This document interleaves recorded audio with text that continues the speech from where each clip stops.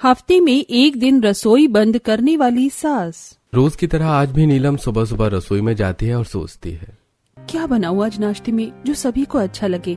अगर उन लोगों को नाश्ता पसंद नहीं आया तो वो बिना खाए ही चले जाएंगे और नाश्ता रोज की तरह पड़ा रह जाएगा। नीलम ऐसा सोच रही थी कि तभी उसकी दादी सास वहाँ आ जाती है और कहती है, अरे बहू, क्या सोच रही है? अभी तक नाश्ता बनाना शुरू नहीं किया? नहीं दादी माँ, बस यही सोच रही थी कि ऐसा क्या बनाऊं कि सभी लोग खा लें। आपको तो पता है अगर नाश्ता पसंद नहीं आए तो वैसे का वैसा ही रखा रह जाता है। हाँ बेटा, रोज रोज क्या नया बनाए समझ कहाँ आता है। तू ऐसा कर कि उपमा बना ले, हल्का फुल्का भी रहता है और तू तो बड़ा ही स्वादिष्ट उपमा बनाती है, सभी लोग खा लेते हैं। जी दादी माँ, उपमा ही बना लेती हूँ। नीलम नाश्ते में सबके लिए उपमा बना लेती है और टेबल पर लगा देती है। सभी लोग नाश्ता करने के लिए आ जाते हैं और नीलम सबको नाश्ता लगा कर देती है। सभी लोग खाना शुरू करते हैं। तभी नीलम की नंद निक्की कहती है, भाभी, आपने पिछले हफ्ते ही तो उपमा बनाया था, फिर आज आपने उपमा बना लिया है? हाँ, घर में सूजी रखी थी इसलिए मैंने बना लिया, अब खा लो। नहीं भाभी, आप बुरा मत मानना, पर मुझसे तो ये उपमा खाया नहीं जाएगा। नीलम मेरा दोस्त है ना, उसने कहा था कि आज मैं ऑफिस में उसके साथ ही खाना खाऊं, इसलिए मैं वहीं खा लूंगा। भाभी, आज तो मेरे दोस्त का बर्थडे है, इसलिए वो कैंटीन में पार्टी देगा। और माँ, आप मेरे लिए मत रखना, क्योंकि निक्की बुआ मुझे स्कूल छोड़ते समय मेरे लिए समोसे पैक करवा देंगी। वे लोग ये बातें कर ही रहे थे कि तभी नीलम के ससुर जी कचौड़ियाँ लेकर आते हैं और कहते हैं, नीलम बेटा, गर्मा गर्म कचौड़ियाँ मिली तो ले आया, जरा सबको लगा देना। सभी लोग कचौड़ियाँ देखकर बहुत खुश हो जाते हैं। कुमकुम कहती है, अरे वाह, कचौड़ियाँ मुझे दीजिए, बहुत भूख लग रही है। हाँ भाभी, सच में बहुत जोर की भूख लगी है, जल्दी से ये कचौड़ियाँ प्लेट में डालकर ला दो ना। हाँ भाभी, मुझे भी भूख लग रही है। देखा दादी माँ, अभी तो किसी को भी खाना खाने का मन नहीं कर रहा था, लेकिन कचौड़ियाँ देखकर सबको भूख लग गई। हाँ, इन लोगों की तो घर का खाना देखकर भूख ही मिट जाती है। अब नीलम किचन में जाती है और सभी के लिए कचौड़ियाँ निकाल कर परोस देती है। तब दादी माँ कहती हैं, बेटा, उपमा उठाकर फ्रिज में रख दे, शाम को जब सभी लोग ऑफिस से आएंगे तभी गरम कर देना। दादी माँ, आप भी जानती है ना कि हमारे यहाँ सुबह का खाना शाम को कोई नहीं खाता। हाँ तो बहू, तुझे पता है ना कि सभी ऑफिस जाते हैं, अब इतना काम करेंगे तो सबको चटाकेदार खाना तो चाहिए ही ना, और तू बना देती है सादा, तेरे खाने में मजा कैसे आएगा भला।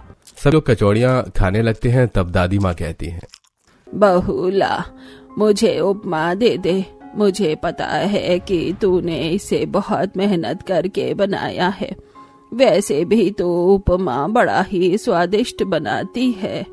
नीलम अपनी तारीफ सुनकर खुश हो जाती है। वो दादी माँ को उपमा देती है। सभी लोग नाश्ता करके चले जाते हैं। तब नीलम सारा बचा उपमा एक प्लेट में डालती है और अपनी सास से कहती है, माँ जी, अब ये तो कोई खाएगा नहीं, मैं पड़ोसी के यहाँ दे आती हूँ, वरना खराब हो जाएगा। हाँ, दे आ।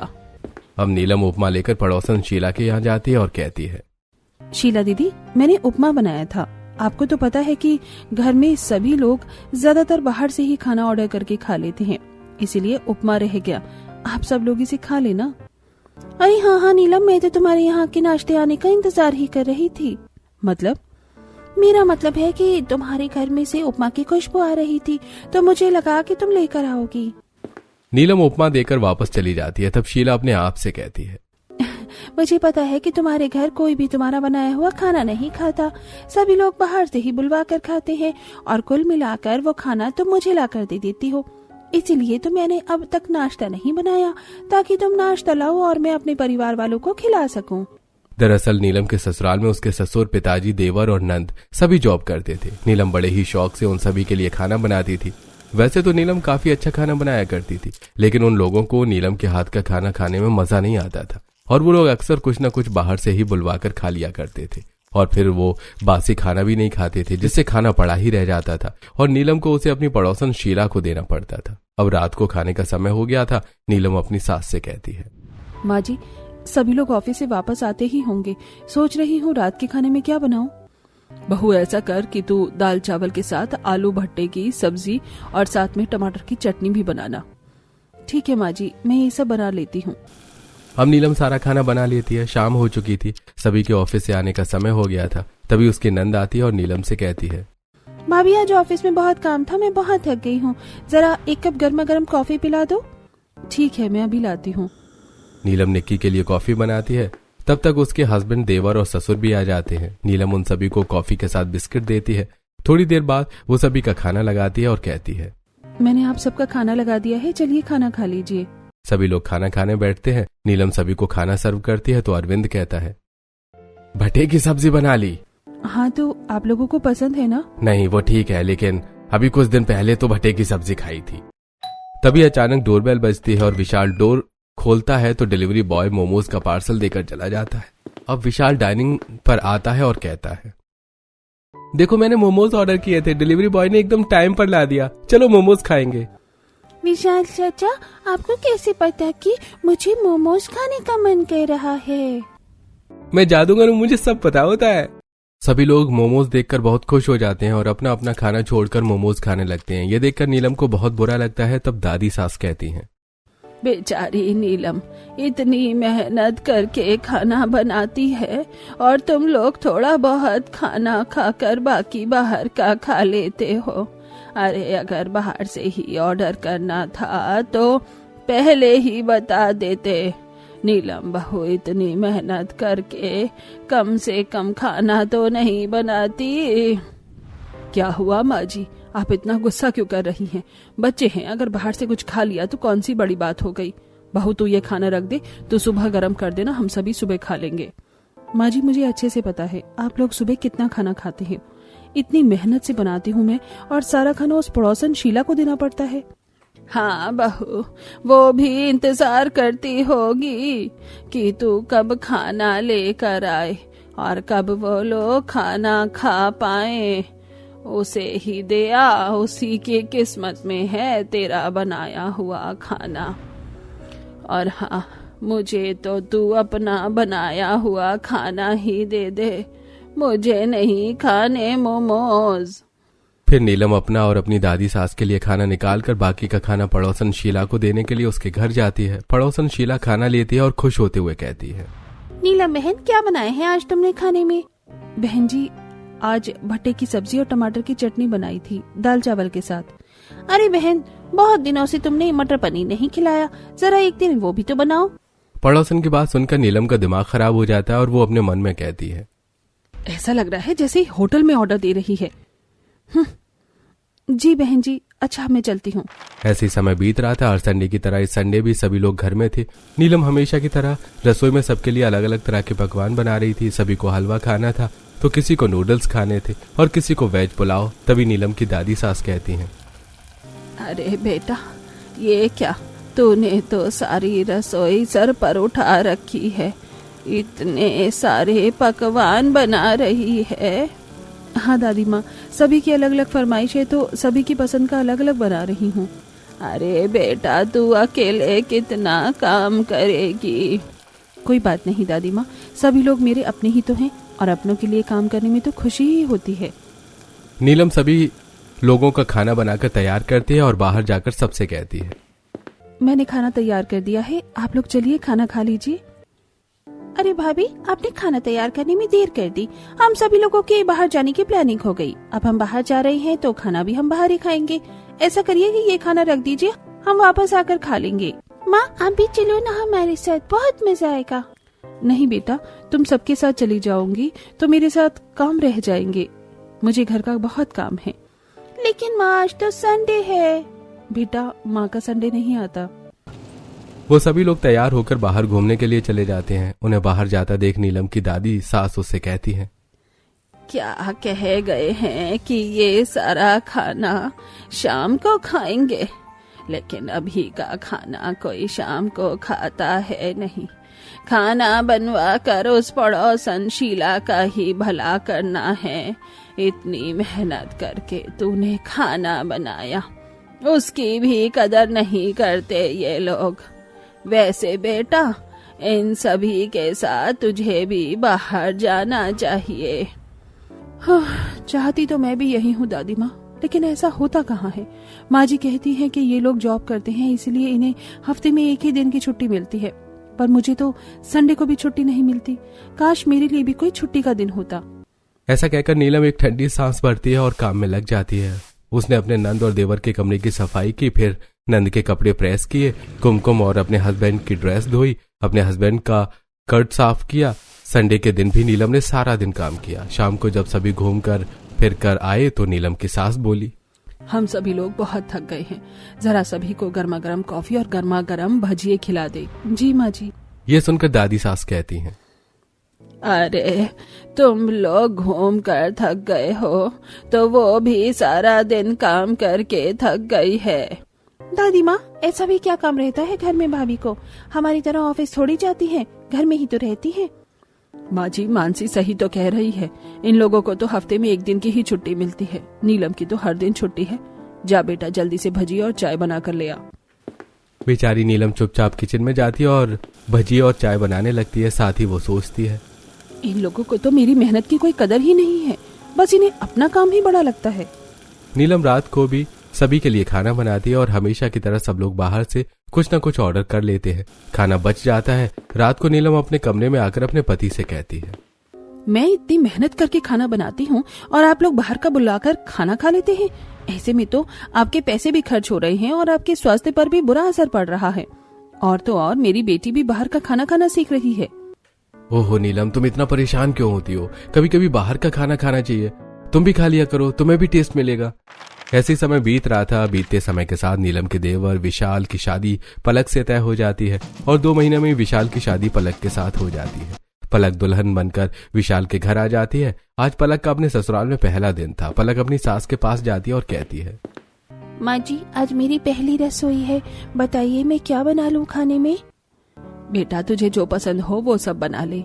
ठीक है माँ जी, तो मैं आज आप लोगों को अपनी पसंद का खाना बनाकर खिलाऊंगी। अब पलक किचन में जाती है और खाना बनाना शुरू करती है। तभी नीलम आती है और कहती है, पलक, मैं भी तुम्हारी मदद करवा देती हूँ। वैसे आज तुम्हारी पहली रसोई है तो तुम क्या बना रही हो? भाभी, मैं मटर पनीर बना रही हूँ और शाही कोफ्ते, साथ ही में मैं खीर बना रही हूँ। स्टार्टर में मैं वेज कबाब बना रही हूँ और पुलाव, रायता और कस्टर्ड। यह सुनकर नीलम चौंक कर कहती है, इतनी मेहनत करने की क्या जरूरत है? नहीं, मेरा मतलब है 2-3 प्रकार की चीजें बहुत थी। भाभी, मुझे खाना बनाकर अपने परिवार को खिलाने का बहुत शौक है। आप देखना, सभी को खाना बहुत पसंद आएगा। नीलम अपने मन में कहती है, तुम्हें नहीं पता पलक, इस घर में लोग घर का खाना कम और बाहर का खाना ज्यादा खाते हैं। खाना बनाकर सिर्फ मेहनत ही बर्बाद करनी होती है और कुछ नहीं। भाभी, कहाँ खो गई आप? अरे कुछ नहीं, बताओ क्या हेल्प करूं? भाभी, प्याज टमाटर काट दो, साथ ही सब्जियां धो दो। दोनों बहुएं सारा खाना बना लेती हैं और डाइनिंग पर लगा देती हैं। सभी लोग इतने अलग अलग तरह का खाना देखकर बहुत खुश होते हैं। नीलम के ससुर कहते हैं, अरे वाह, आज तो बहुत अलग अलग तरह का खाना खाने को मिलेगा। अरे लेकिन अरविंद कहाँ है? बाजार गया है, आता ही होगा। तब तक आप लोग खाना शुरू कीजिए।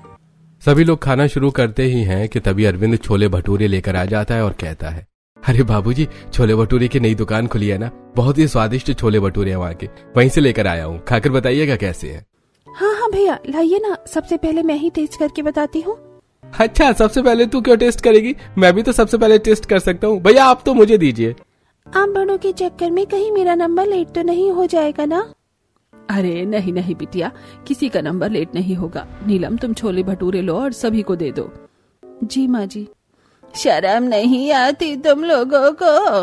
नई बहू ने इतनी मेहनत से खाना बनाया है, उसका बनाया खाना तो तुम लोग खा नहीं रहे हो और बाहर का खाना बुलवा कर खा रहे हो। अरे उसकी मेहनत की तो इज्जत कर लेते। नहीं माँ जी, ऐसी बात नहीं है। सभी ने थोड़ा थोड़ा खाया तो है।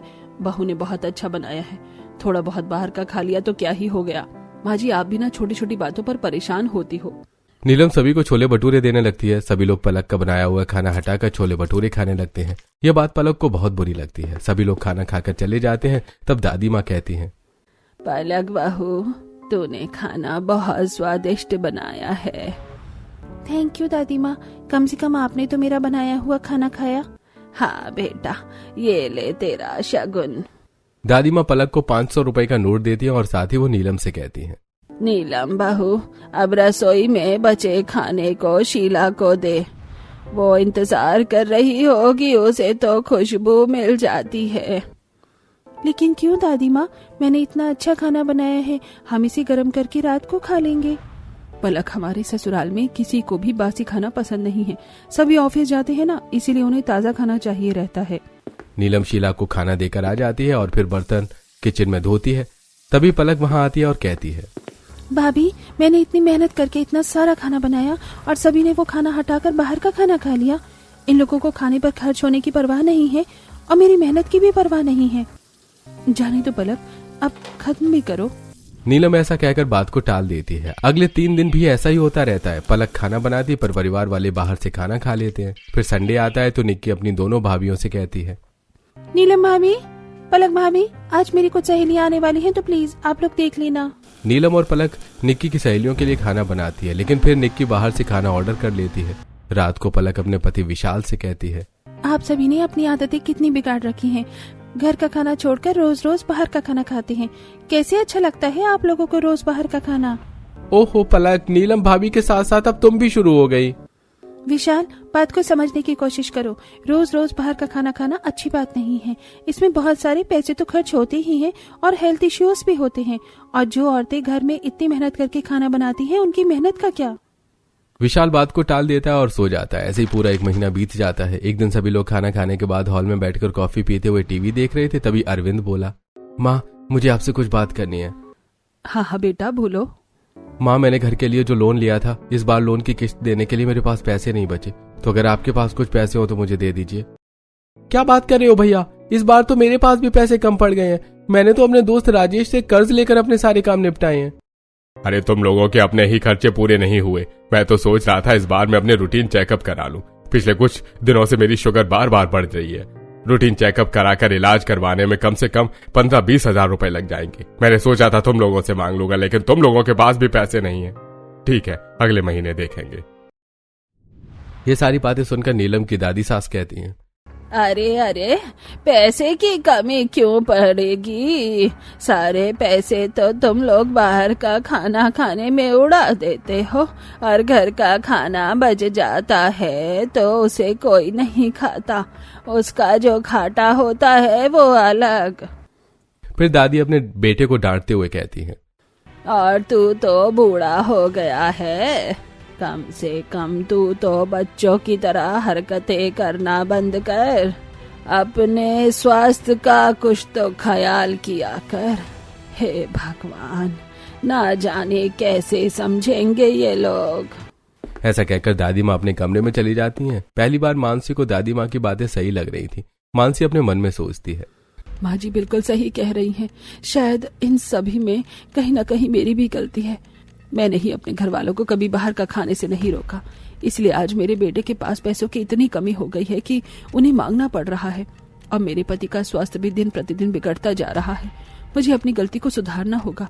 कुछ ऐसा करना होगा जिससे वो सभी लोग बाहर का खाना छोड़कर घर का खाना खाने लग जाए।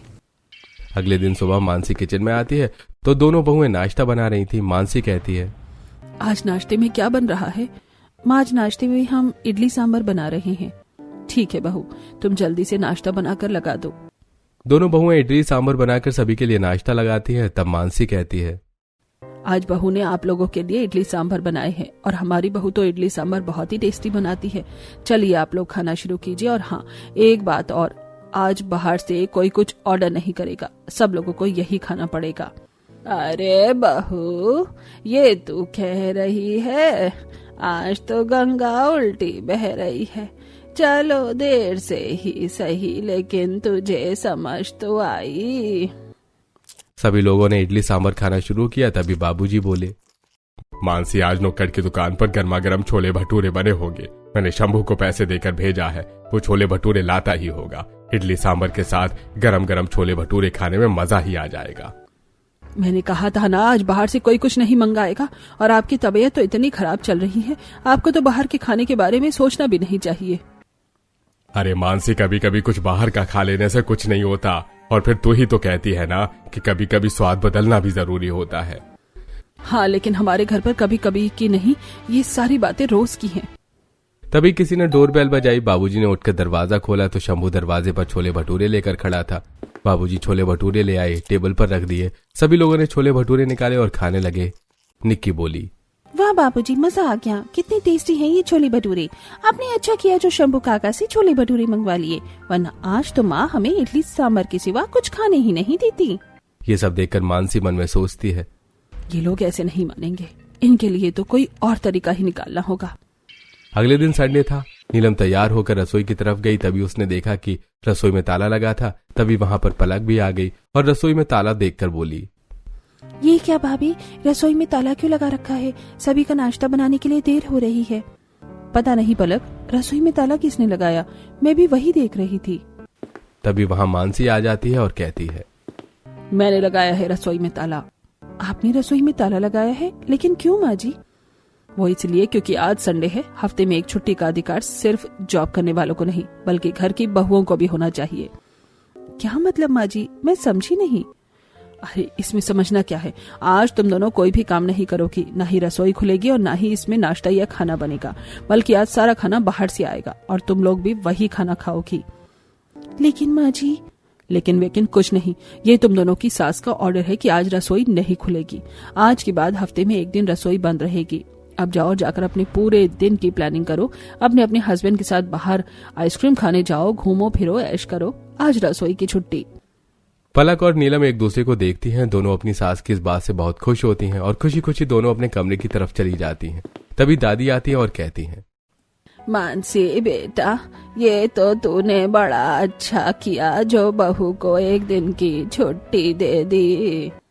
तभी बाबूजी ने आवाज दी, अरे नीलम बहू, अभी चाय नहीं बनी, जरा जल्दी चाय बना दो और ला दो इधर। अब मानसी बाहर आती है और कहती है, आज किसी को भी घर से चाय नहीं मिलेगी। चाय तो क्या, आज घर में कुछ भी खाने पीने को नहीं मिलेगा। आज रसोई बंद है। रसोई बंद है, इसका क्या मतलब है माँ? नीलम भाभी और पलक भाभी कहाँ गईं?